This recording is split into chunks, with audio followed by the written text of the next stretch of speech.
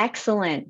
Well, thank you guys. It is, I can't believe it. It's March 15th at 5 o'clock, and we're going to jump right into our PUC Career Convo, Computer Science, IT, and Cybersecurity webinar. I'd like to always start off with some virtual housekeeping. If at any time you don't hear me, wave me down or send me a message. We just want to make sure it's a nice, relaxing conversation for everyone to get some information and to be inspired. I want to thank our panel, just like all of you students who are here today, are logging on. All of these people work and have jobs and families and lives and chose to volunteer their time to share their expertise with you. So thank you, panel. We really appreciate you greatly for being here and giving back to PUC school students in our community. All are welcome to join. If you have any questions throughout the webinar, put them in the chat. I'll be minding the chat, and in the Q&A section, we will be able to share those questions. And then at the end, I will share a link for a really short 2 to 3 minute feedback survey. Please take that time to complete the survey. Students, families, and guests, we greatly value your input and use that data to better inform our practice so we can get better each time for you. So with that being said, I'm going to start off with some PUC introductions, just quick ones. We've got some amazing clinical counseling team program on. If you just give a wave and say hello, thank you for all being here. And then my name's Nicole Murphy, Director of School and College Counseling. I'll be facilitating the conversation, and we want to just make sure that you know this was put together for you so you can ask questions and get the most out of your career exploration. And with that, we reached out to the best and the brightest, and we have an amazing panel. Mr. German Cases, our IT manager at PUC National. Thank you for being here. Mr. Jordani Orneas, he's a mobile software developer. Really appreciate you are taking the time for PUC school students. And Mr. Mike Yazdarian, did I say that correctly? Yazdanian. Yazdanian, pardon me, Mr. Yazdanian. He's professor at LACC. Thank you all for being here. Let's jump right into the conversation. And like I said, students, why are you here today? Why did we put this together for you? We want to make sure that you're actually hearing from experts in the field. You get to learn straight from people who do know and are living this, this career, so you can hear right from the horse's mouth what's actually going on in the field. We want to make sure that as you are exploring your options, you identify the education and training needed to reach these career goals. And then just the realities, the pros and cons of the job, what you really want to know, what you'd actually do if you were new in the field or someone experienced. And then also, I think it's really important, like these fields are competitive. How can you stand out when you're an applicant in the field? What are you going to do to stand out so that you can be noticed in the job market? So with that being said, one of my favorite parts of this career convo is learning about our panelists, not just what they do, but how they got to where they are today. Many students here, you can be anything when you grow up. You can do anything. And sometimes that's a little bit overwhelming. So we'd love for you panelists to kind of share. We've got students on here that could be anywhere from 6th grade to in college. When you were in high school, what did you want to be? And maybe give us like a 5-10 minutes on how you got to where you are today. And German, you want to kick this off and share your story first, please? Sure. Yeah. Well, okay, starting in high school. So in high school, I was always interested in computers and all that fun stuff. I would break apart devices, try to build them back together, and all that fun stuff. But I actually wanted to become a dentist when I was graduating high school. I didn't know what that entailed, right? Not until I decided to go to community college. I started taking classes and realized, oh, there's a lot of science behind becoming a dentist.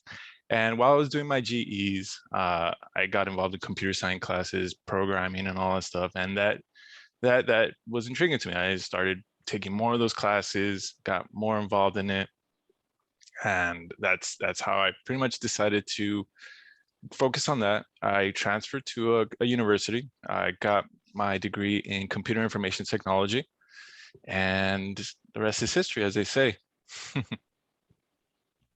Thank you so much. I see, and we work together, and I love learning your story and background. So thanks for sharing with everybody. Next, Jordani, would you like to share your story, please? Sure. So I grew up in South LA, around the USC area, and that's where I went to high school, the Fauché Learning Center. And I actually wanted to be a filmmaker. So I set on that path, and I was accepted into the USC Film School. And so I worked on and made films for 4 years. Eventually, I started my own company. It was called Anchor Bolt Studios. I ran it with two of my best friends.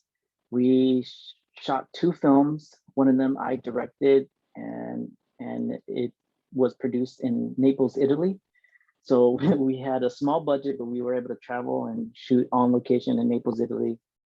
And it is now a horror film that you can watch in Amazon Prime. So if you want to look it up and you have 90 minutes to watch a horror film, you can look up The Grotto on Amazon Prime. But after that experience, I realized that I didn't want to be a filmmaker because it was a really traumatic and not so fun experience of making a film and on a tight budget. And I just realized, like, okay, this is not fun for me. I don't enjoy the journey of being a filmmaker anymore. I want to do something else. So I started looking into mobile development, and I thought, okay, yeah, this can be really impactful. I like the technology. I think I have ideas that I can build my own mobile apps. So I started studying mobile software in like 2016. But you know, this is a dramatic shift where I was like a filmmaker for almost 8 years at that point. So I had to do stuff to make money. So I even started my own leather workshop to make Apple Watch bands. So I started selling that on Etsy. That kind of blew up. So that I started focusing on that, and then I moved away from software development. And then Bitcoin blew up in 2017. So I started going into that. And so it's like I kept getting distracted. Eventually, Bitcoin crashed and in 2018, and I said, okay, I need to focus. I need to like do something. Like I need to go back to what I wanted to do, which is originally software development. So in 2018, that's when I put my boots down. I paid for a course, an online course, and it was $2,000 at the time. And I went through the 1-year course, and that really set me on my path to become a mobile developer. Excellent. And I love hearing people's different paths, because I want to just reiterate to the students, you don't have to know right out the gate what you're going to be for the rest of your life. Don't put that pressure on yourself, and learn from these experts in the field. Just everybody's got their own story, and it's important to follow yours and take advantage of the opportunities. Mr. Mike, would you please share your story with us today? Sure. Well, the start of my story is very similar to German's story. So until 10th grade high school, I wanted to be a doctor. Then in the last years of high school, I started to like technology and engineering and so on. But that is what I followed actually later. So in university, I went for electrical engineering, and I have at the end a master's degree in electrical engineering from USC.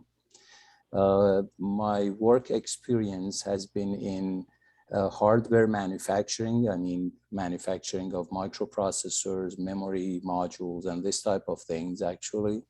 And later I continued to work in computer industry, so IT basically.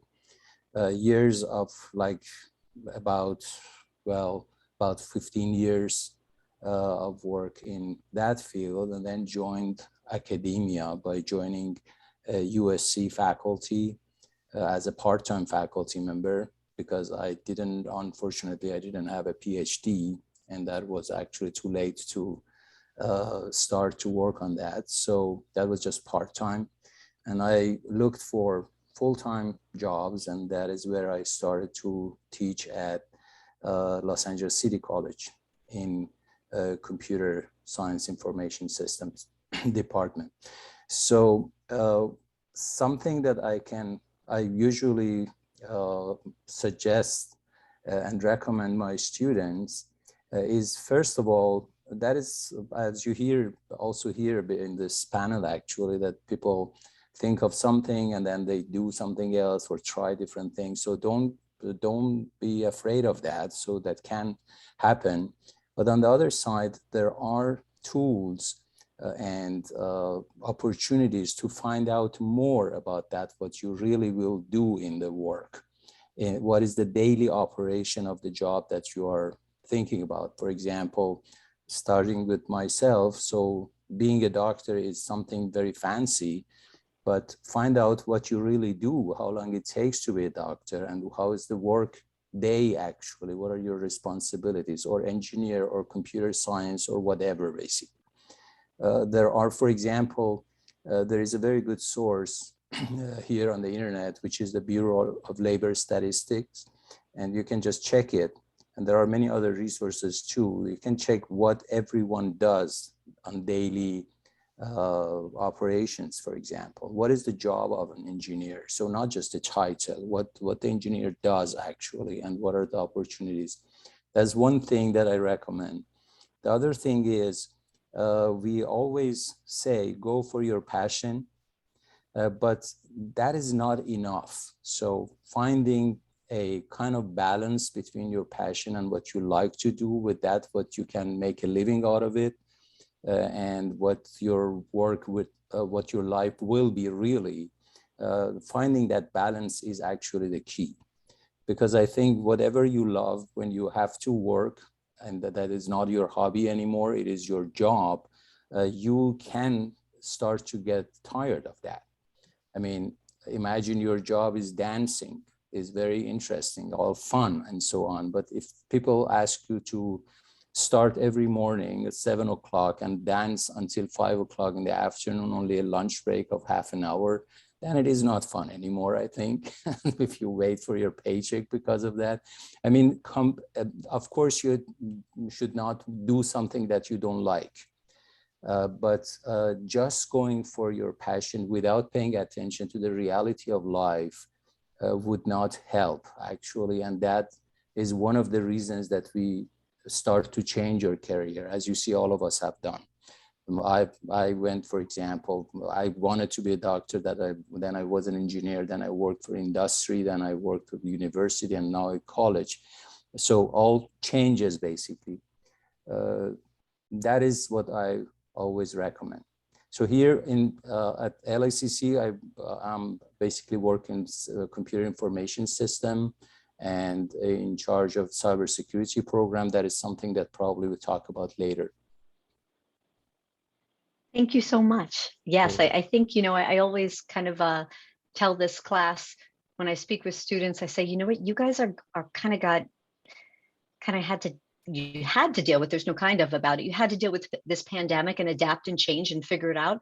So look at that as an advantage, because you also had to do this mega change that none of us who are older than you ever had to do. So you're already like ahead of us in terms of learning how to adapt and change. And it will never have ever there'll never be a time where you don't have to adapt and change in life. So you got a head start, guys. You got a head start.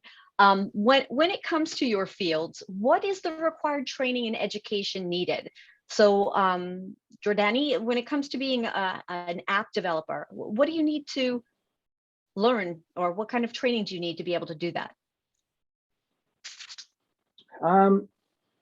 There's no like set degree or certification that you need. The only thing you actually need is just experience and proof of any development that you've done. So I mean, there's a story of this like 17-year-old boy who made an app. He published it on the App Store, and it blew up so much that Mark Zuckerberg hired him. So stuff like that. It's like if you actually produce something that can get people to actually use it, that's like your certification or your degree. In terms of myself, I took a 1-year iOS development program, and I didn't think it was enough. It was at your own pace. but it's very beginner level. So I thought, okay, I need to get my skills up. And so I looked for a boot camp in Amsterdam, and I applied. So I didn't think much of it. I was like, okay, this is like halfway across the world. Like, we'll see. The reason why I applied to it, it was because if I went through this boot camp, I would be guaranteed a job. So I was like, oh, that sounds good to me. I just, spent the whole year learning how to develop mobile apps. Like, I need a job. So I applied, and after almost like 5 months of like screening process, they finally accepted me, and I sold all my Bitcoin and I went to Amsterdam. And I took a 6-week boot camp course. Unfortunately, the pandemic hit, and I had to leave Amsterdam, and there was no job after 5 months of being in Amsterdam. They weren't able to acquire a job for me, which was a part of the deal. So I left Amsterdam, and I came back in March of 2020, literally the day the pandemic started. And I just had to start working for clients and in a freelance capacity. So I did client work for about 1.5 years until I was hired. So my whole, from starting to learn to actually getting a full-time job is about 3 years. Thank you so much. And from what you shared, the proof in your app success is what kind of gets you the next job. With what you were saying, you kind of have, that's like your portfolio. Yeah. So it's so every step helped me get to the next step. So the 1-year certification program helped me get into the boot camp, showing that, and it was an advanced iOS boot camp. So that boot camp helped me get a job, like a freelancing job there in Amsterdam, where I was working with these 2 real estate entrepreneurs.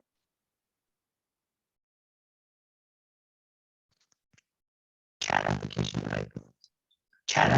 that I built. Sorry, can you guys still hear me? I got a notification on my microphone. Can you still hear me? We can hear you now. So so because I built that app for these real estate entrepreneurs, I was able to get a health chat app, freelance gig. And that freelance gig of building this chat application was able to give me my full-time job. So it was like every step helped get me to the final step. Thank you for sharing. Thank you very much. Is Mike on? I think Mike might have fallen off while we wait for him to hopefully join us. German, would you please share? Yeah, I could definitely share. Currently in my position as an IT manager, you can't go straight from graduating to IT manager, but you could build up to it, right? So when I first my first job out of university was IT technician, right? So if what we look for that is, do you have any customer service experience? Did you go get your degree in something computer related, like the previous panel said? It's just like, it doesn't really specifically have to be in computer science. We prefer that, right? We look for that, but if you have other interests or you've done other things that kind of shine more than a 4-year degree, then that helps as well, right? For example, stating that you worked at a computer repair shop for 1.5 years can supplement that to a certain degree to become an IT technician. So I did that about 2 years. And in that time, I was taking night classes at a community college for my network certification, to getting a CCNA. And so that opened an opportunity within PUC for me to promote to become a network analyst. And so I did that for 2 years, right? And putting the effort in on that. And so 2 years into that, an opportunity presented itself for opening of an IT manager position. So I applied for that as well. And it helps being within the company that's looking for that. They know your work ethic and all that. And I was given that promotion. And in the meantime, while I was in this one, I was taking master classes, and I just got my master's in management, in IT management. And so I got that. And so in IT, in my position, it's always a growing thing. You always have to be trying to learn something new, trying to improve yourself, because technology is always changing, right? And if you're not learning and adapting to it, you're going to fall behind. And so if your goal is to become an IT manager, you have to have that drive to be able to go look for that information and find it for yourself. So yeah, so that's how I got here, and that's kind of what we look for, just to get your foot in the door, right? Is go get your degree in computer science, preferably, or work in a field where you can open up more opportunities. Like the previous panel said, like if one door closes, you have to find another way to get to the next one, right? Going to work for Best Buy Geek Squad, or going to work for a small mom and pop shop, and then putting that on your resume. And we also look for if you have any customer service experience, right? I'm in the service and support side of technology, right? So if you can interact, if you can explain yourself and be helpful to the user, then that's a foot in the door as well to become an IT technician. Thank you so much, German. Yeah, I think, the more I hear other students even say when we have conversations like that, is I never thought I'd really have to deal with people and focus on the people part so much. When we are talking from week to week across industries, there's this ongoing theme of customer service in all fields, whether you're going to be a vet tech or you're going to do anything with IT. This ability to articulate in written and spoken language and serve others is just so important. So thank you for reiterating that on top of just the technology knowledge. I appreciate it. And Mike, would you please share the required training and education needed for your field and what you do, and also in cybersecurity, please? Okay, so I was disconnected. My internet was not working properly for a while. So there are two things that I can talk about. One is my own career. So if someone wants to continue, student wants to continue their education to be a faculty and go to academia. So that's obviously you need to go to university, earn a master's degree in my field in computer information system or computer science. Or maybe something like computer engineering and electrical engineering, which is my own degree, basically. That is one way to do that. The other way is starting to take courses that we have, for example, and get the certificates. If your degree is not in this field, if it is, for example, in some other not necessarily related field, if you have some certificate and experience and so on, you as a student will be able to join the faculty, not necessarily in computer science, but in computer information system, for example. That is one thing. So we have colleagues. So for example, one of our best colleagues at LACC, who is teaching also cybersecurity, was my own student, actually. So he was student there. He took some classes and got certified by CompTIA. And then he has always showed interest to be a faculty member. And by the first opportunity that we had, because one of the colleagues was in hospital having a surgery, I asked him, do you want to really join us so you can start to teach here? He was actually very much surprised. He liked that always, but he didn't think that it will really happen. And he continued, so he is teaching there. So that is one way. So the other way is to take our classes to go into the field, actually, to work as a professional, as a technician, a network administrator, cybersecurity analyst, and this type of things. For that purpose, what we do actually is we created something that we call a career ladder. So it means we have realized that it is sometimes a problem, especially for younger students who come directly out of high school. If they don't have a good work experience, even if they are certified, have a certificate of achievement after 2 years, for example, or 1.5 years, when they want to start to look for jobs, the employers, prospective employers would ask, what is your experience? And when they say none, they would say, well, we are sorry, actually. So to fill this gap, we developed multiple certificates. The first one being CompTIA A+ program, and also by adding 2 more courses I will show you later, having a certificate in A+ from LACC, from LACD College. That would be the really entry-level job in computer field. And when they start to work, they can continue to get better certificates and more advanced certificates, so that in 2 years, for example, they can get promoted with having a good certificate and a year or 1.5 years of experience, actually, which helps a lot. The point that German said, so that you have to continue your education, is actually a very valuable point. I tell my students too, I say, when you start to take classes in this field and you think you graduate and you are done, you are in a wrong field, actually. So you graduate, but you are never done, actually. So you have to continue. I tell them I study myself too. So, I mean, I continue studying new technologies and new programs, new software, new hardware, so I can teach you. So that's what I teach you is not something that I learned in my university. When I started my actually university time, we didn't even have computers at that time. I'm talking about many, many years ago. So all of that is something that I have learned after that, and that is what you need to do. So every day, pretty much, if it is exaggeration, maybe every couple of months, we have new technologies in hardware and software. And if you don't know that, then you will be out of market very easily. Another thing is focusing on soft skills.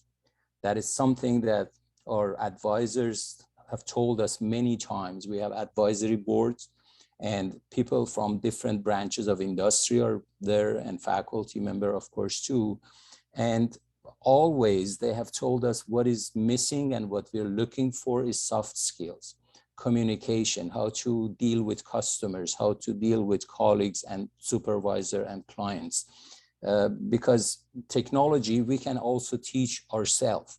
So if something is missing, we can teach them, we can train them, but soft skill is very important. And that is even a part of certification exams. They ask students, for example, how would you handle this situation with a customer or with a client? And many students who go for certification exam, their weakness is that, actually. So that is a very important part of the education. I will talk about the certificate program maybe later if you want. Sounds good. Thank you so much. You're welcome. When it comes to this piece, and I believe, Mike, you talked about this a little bit earlier, I always like to let students think about when they say, I want to be X, whatever profession, I go, okay, so what do you think it would look like on the job? And many times it goes to, well, have you seen this movie? You know, when they think of the experience to be like the movie. So this, I always like to have like a reality check. How challenging is it for someone to get a job in your field? And then can you describe a typical day of what you do? And then maybe since we've got an experienced panel, what would it be like for someone in an entry-level position, like a typical day? And maybe we'll start this off, Mike, if you would please speak on this first. Okay. So I can talk about 2 different things. One is my own life, my own profession, and also that of my students. For myself, I said actually how it works, and usually you have to get certified and you have to have the degree, and most of the times, maybe more, at least in Southern California, you usually start to be a part-time faculty member. You may even start as for example, student worker and help faculty, and then get a part-time faculty member, and then hoping to for a new opening so that you get hired as a full-time faculty member, which is actually a very rewarding job. So I've been teaching now for 21 years, and I still love it. So that is very rewarding. I love my students and I love my career. So it is something that if you like teaching, you will continue to like it actually. So that is something I wanted to say. The other thing is what my students do. So I mentioned somehow the challenge. The challenge is having no experience, and that has to be filled with working in the field in a related actual type of job. So if you study, you go to college, and on the side you work in something else, all of them are wonderful, but if they're not related to the field, that wouldn't count actually. That wouldn't count much actually. So the challenge is that, and basically starting to work at an entry level. I have many success stories of my students, for example, that I can share. I don't know if we have enough time for that, but a couple of them, so which are very interesting actually. People have done different type of things to get into into their career, and they were successful. Recently, actually, we have students who have finished our program and started to work at LAUSD as as a IT technician and IT administrator, or something like that, for example. So be focused and learn, continue to learn, and then try to work. That is very important. Try to work. What I recommend is working at a small company. So if you don't have to, don't pay attention to to the amount of compensation only. So it is possible that you get less money in a small computer shop, for example, but you will learn much more because you are exposed to everything. So if you work for Best Buy, in the first 6 months, you will work as a cashier, for example. So you cash register, that is doesn't have anything to do with computer, but you have to work there maybe for 6 months. Then you go to computer service, for example, and even there they may give you only service of a certain type of product, not everything. You don't see how they handle customers. You don't see how they buy. You don't see how they sell. What is the management? What is the business, and so on. In a small company, you see all of them within 6 months. You learn how they buy, how they sell, how they put the prices, how they handle customers, how good they are in customer service. You learn to fix everything that they have, for example. So that helps a lot. And when I have a business and I want to hire, and there are two people, one who has worked 6 months at Best Buy and the other one has worked 6 months at a small computer shop, I would prefer the second one actually. So then typical day, I think German can explain that much better, is basically typical day. But typical day basically depends on, but for teaching is just teaching and dealing with students. And if it is online or on campus, that would be a little bit different. But in online, for example, what I very much like, and I didn't start to teach online immediately because I thought my classes cannot be taught online. But right before pandemic, we started to offer online classes, and I taught that. And I see there are a lot of advantages that I didn't have before. I'm always in communication with my students. They call me, for example, on Sunday, Saturday. They send me, because as you know, students work during the night. So I wake up at 2 o'clock in the morning and I see there is a message there. If it is urgent, I immediately answer that message, answer that question. And that is wonderful, so that is something that we never had before. So depending on online or on campus, basically teaching, communicating with students, and then keep yourself up to date as an IT personnel. So basically going to work, depending on what your position is. If you are, for example, an IT administrator, then you need also some management skills, and then taking care of the systems, It depends. So now I teach also AWS classes, so cloud basically. So that might be the future of computing. Everything goes into cloud, and how you can work as an administrator who is in charge of the cloud services actually of a company. So I don't want to talk too long, so we don't have time. Thank you so much for sharing. You're German, welcome. if you could share, please.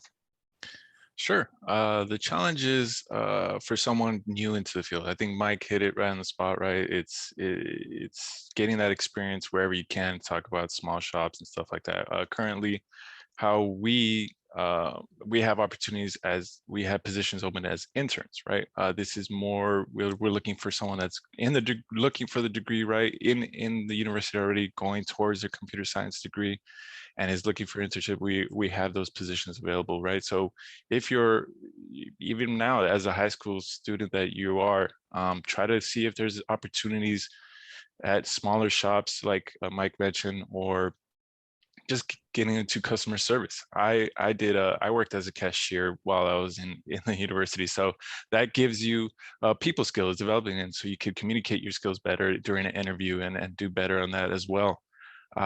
Challenges is just make it your hobby. If it's something that you really like, try to build your own computer, try to break fix a laptop, right? Those kinds of things you could bring into the interview whenever you get that opportunity. Put it in the resume, even though you don't have the experience, put that in there to try to get that foot in the door and get into that position, right? You don't have to go directly into the position you want. Build yourself into it. Most companies will not hire you unless you have some kind of experience already on your resume beforehand. You got to walk before you run, right? So even though if you're trying to be a network administrator, you most likely will have to be an IT technician for a few years, and then get your CCNA, and then get another cert, and then eventually given that opportunity, maybe within the same company or somewhere else, to do that, right? So those are the challenges. A typical day for a technician, I would say, goes as following.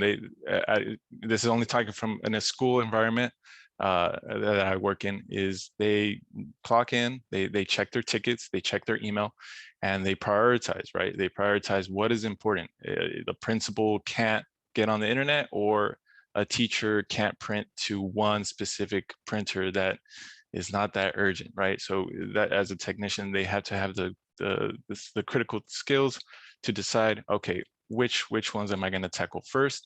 Or if they're not sure, reaching out to myself or another another high level IT technician, like, hey, I have these 2 tickets, which one should I work on first?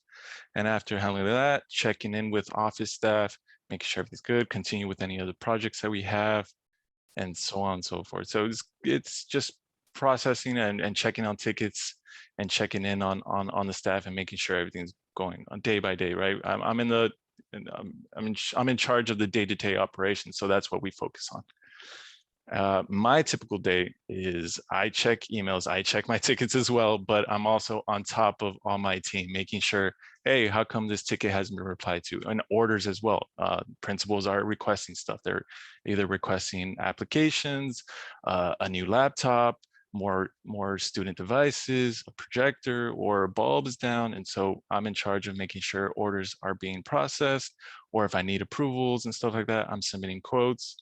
I'm also working with projects right now. Currently, we're upgrading all the cell phones. So that requires senior IT team to meet and discuss how we're going to plan, meeting with T-Mobile weekly, making sure the progress and project is going in place. On top of all my other responsibilities, there's additional projects, smaller projects. So that is, to summarize it in a small amount of time, that is my typical day-to-day. Thank you so much, German. And Gordani, please.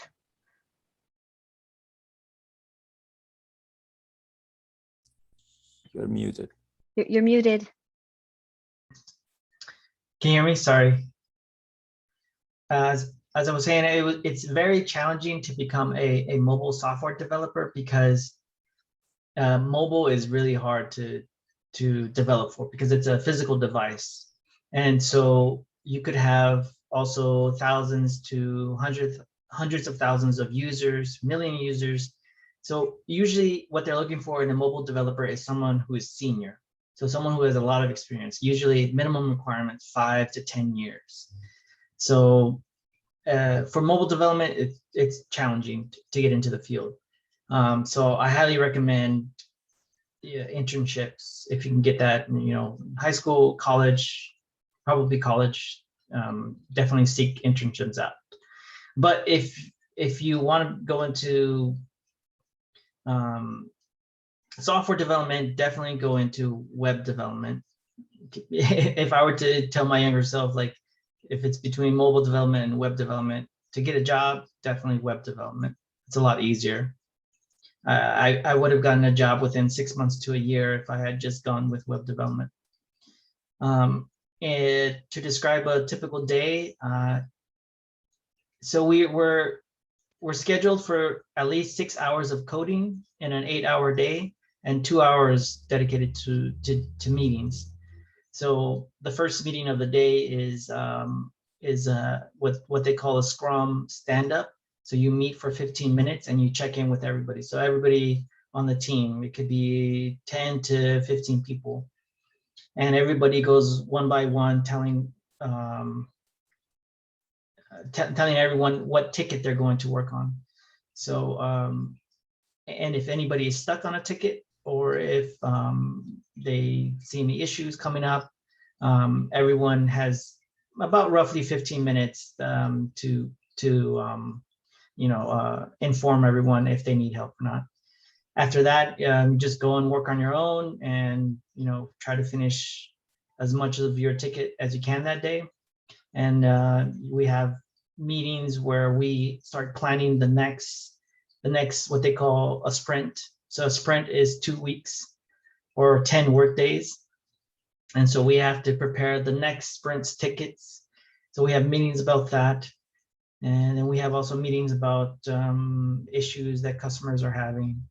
So, and then 8 hours are gone, and then you're finished with your day, and then you start again the next day.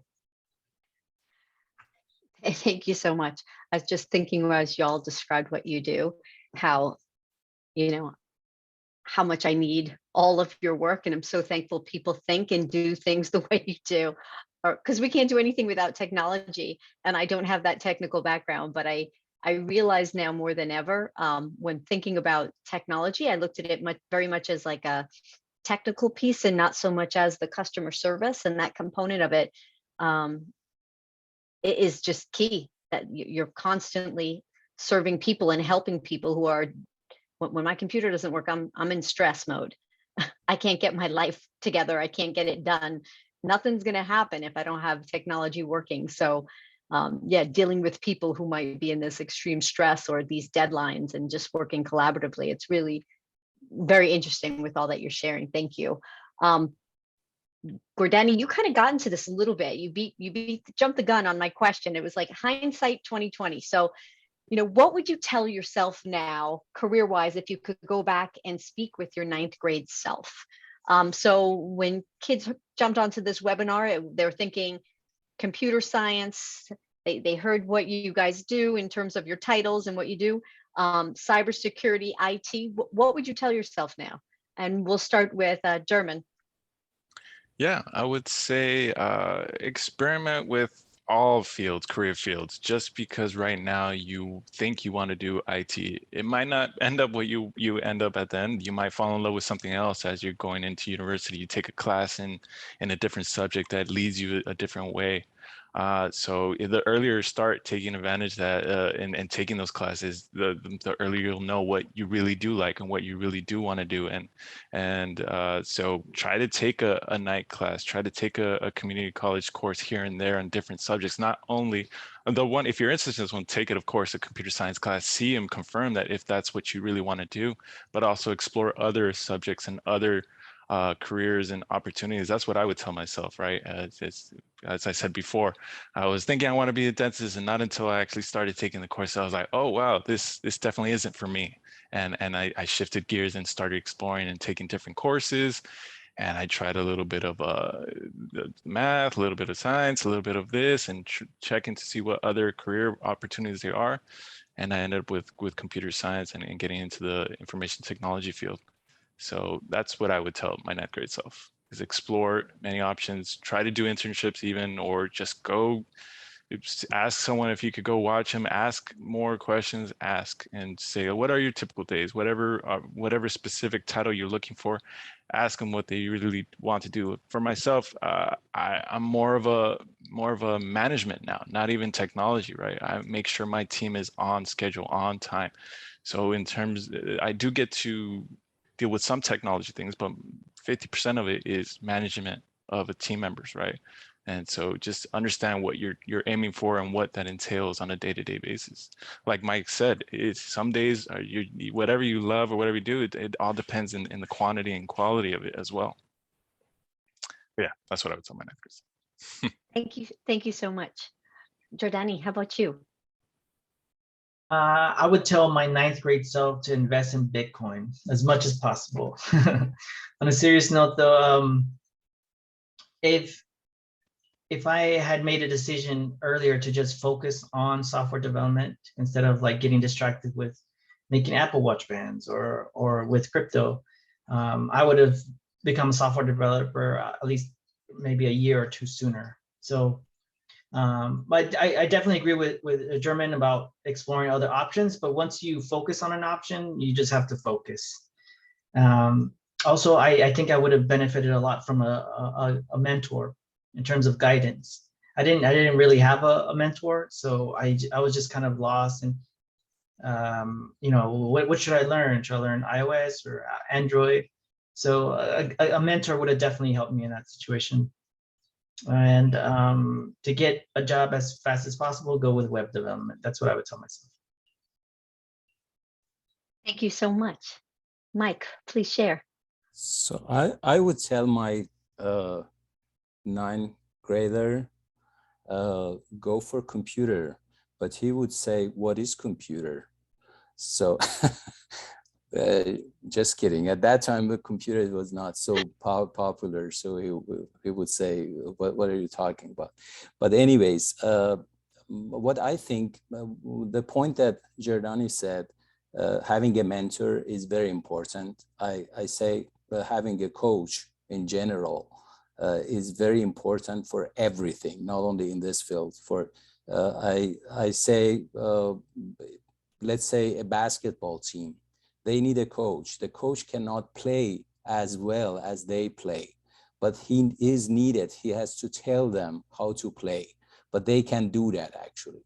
I mean, the coach is not necessarily better than you in the field, but he can tell you or she can tell you what you do. And in this field, they can help you how to decide for your future.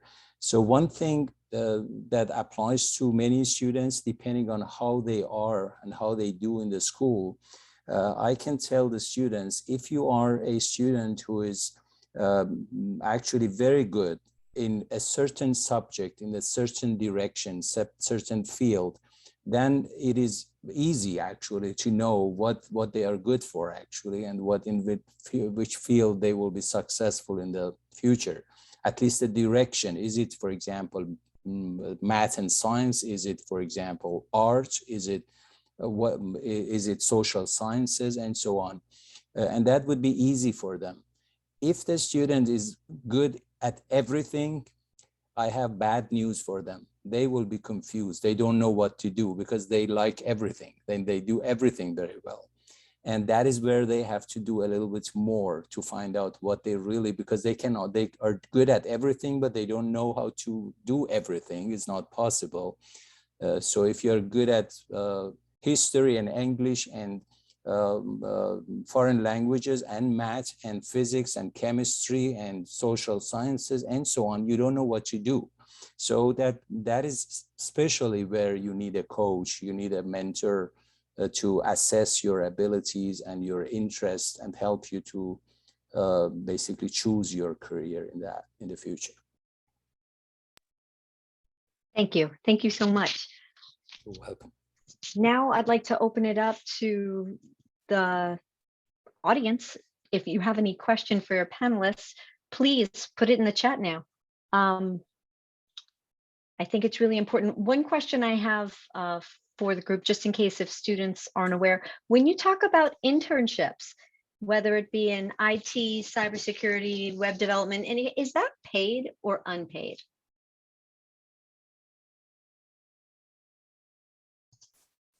You would try to look for one that's paid. There's probably more opportunities unpaid, or like what is it, like college credit or something like that. But I think there's some that are paid, but I think they're, I'm not 100% sure, but I think they're rare. So I can tell you at LACC, we work with different institutions. So for example, one project is Year Up, the other one is Unite LA, for example. We're working with them. Last year, we offered our students 6-month paid internship by Hulu and Snapchat.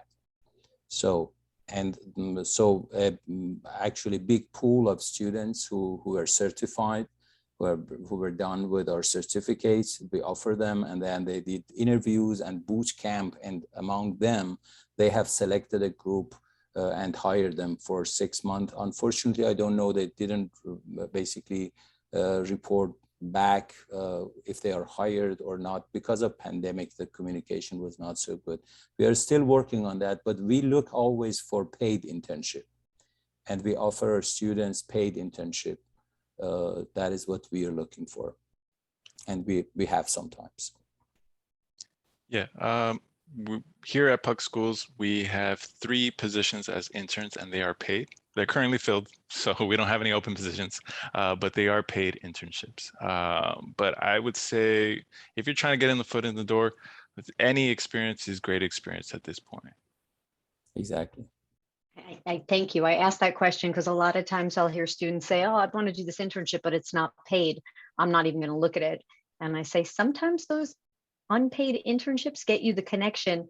And when they're looking to hire, they might scoop you up if you showed promise and good work ethic. So not always to discount them, but like you said, many of you said over and over, anything to get you experience, that's going to help you get the connections and just the time that you might need to get to that next level.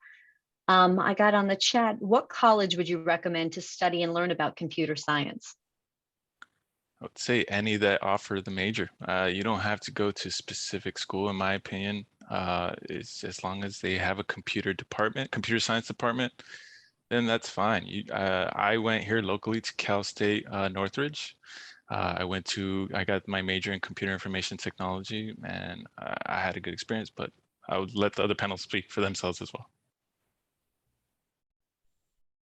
So I think it depends. I mean, it depends on the GPA and what the students have done. So if you want to go for the computer science degree, for example, the rankings, for example, you can go to Carnegie Mellon, you can go to Berkeley, you can go to Stanford, MIT, Harvard, and you can come also to LACC. So, I mean, it depends. If you go for certificates, if you are not trying to get a degree like bachelor's or master's or maybe PhD, if you decide to go to community colleges, just look for the programs that they have.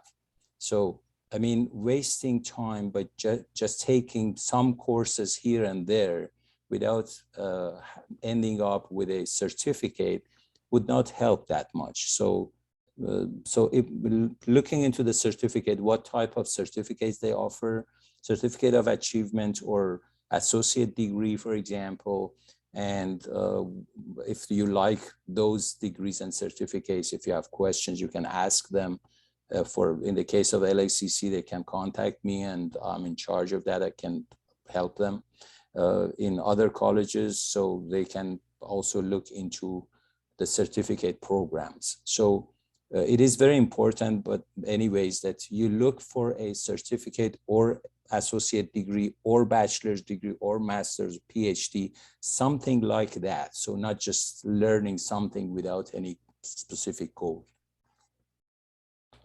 Thank you. And one thing I want to just reiterate to PUC students, when you are at high school level, as long as you are in good standing with your PUC classes, you can take dual enrollment courses, which are college classes that can lead to a certificate. We have students that can take a pathway that would lead to one of the certificates that were mentioned, and also counselors that can help connect you with people who are knowledgeable about these certificates.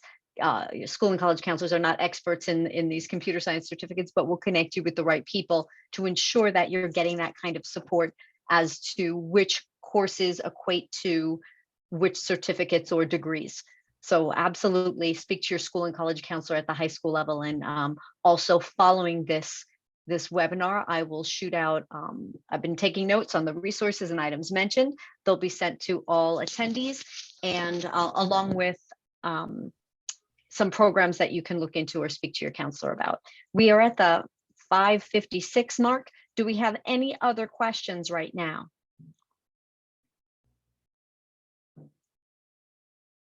Any other questions? No? All right. Well, then I'm going to say at this point, we just really care what you think, students. So if you would please take 2 minutes, look in the chat, or 2 or 3 minutes, and complete our feedback survey, we'd greatly appreciate that. And then I want to again thank our panelists, our expert panel. You guys are amazing. Thank you for giving your time for PUC school students, sharing your story and your expertise. I hope students, you found it very informative and inspiring. I know I did. I hope you have a great afternoon, and I thank you again for being here today. Thank you very you. much. I can Thank tell you that we have a dual enrollment department at LACC. I don't know if you are in contact with them, but We are. we offer courses to in dual enrollment program to high school students too. Excellent. Yes, our LA schools are in touch and planning out their programs for the next year. So absolutely, we'll look into some of those programs, and thank you so much. Thank you for inviting me, and I enjoyed being here. Yeah, thank you. Thank you. Thank you. Have a great day, everybody. Hope to see you next week at our Bye, everyone. architecture and construction webinar. And I'll just stay on if anyone has questions, but the rest of you have a wonderful evening. Good night. Thank you. Jordani, Bye. thank you. Yeah, Mike, no thank you problem. so much. You're terrific. Bye. Bye. Students, does anybody have any questions for me? Anything I could help you with? Please take our survey. Take you 2 or 3 minutes to answer the questions. We greatly value what you have to say.